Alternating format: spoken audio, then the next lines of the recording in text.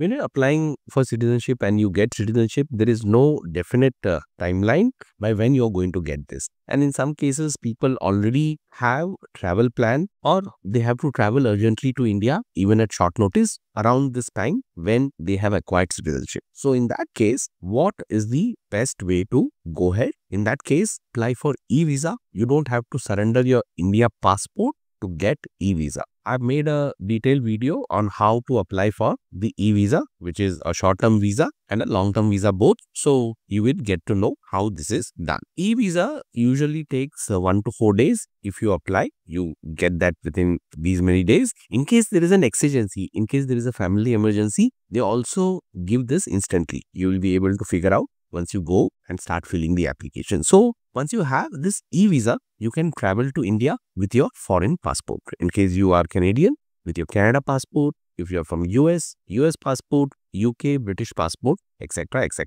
When you're traveling to India, you carry your India passport. You don't use India passport for the travel. You carry it and absolutely this is okay. Once you're in India, then you go through the surrender of India passport process with the RPO. So here, instead of the service provider in the country where you are, you will be doing this with the RPO in India. It costs much less. I made a video. I think it's around 500 rupees. And you need to have your cancelled voter ID, ration card, and also a statement that you don't have any saving bank account. So again, it's a detailed video. You can go and check. You need to dedicate at least 1 to 4 physical days of visit. In some cases, it happens within a day. In some cases, it happened with 2 visits. In rarest of case, it has taken 4 days. So just remember that it could take about 1 to 4 days of the process time. You can watch the video, you'll get the idea of how it is done. Also, the fee what you pay is significantly less.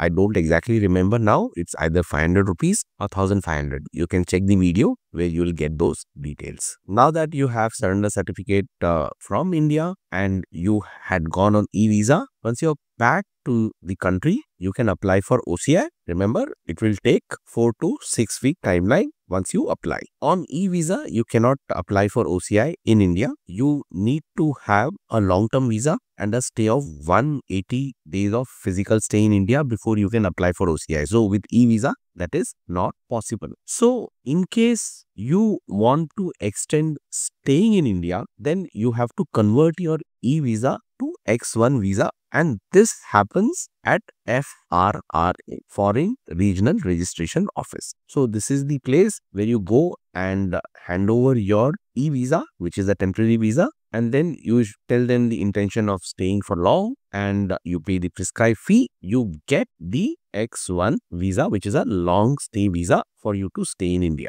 This information I'm sharing with confidence because I personally know someone who has done this recently. He got his citizenship and immediately after getting his Canada passport, he flew back to India on e-visa. He immediately surrendered e-visa at FRRO and has got his X1 visa. He's waiting to complete 180 days of stay in India to apply for OCI in India. And again, that OCI process will happen at FRRO in India.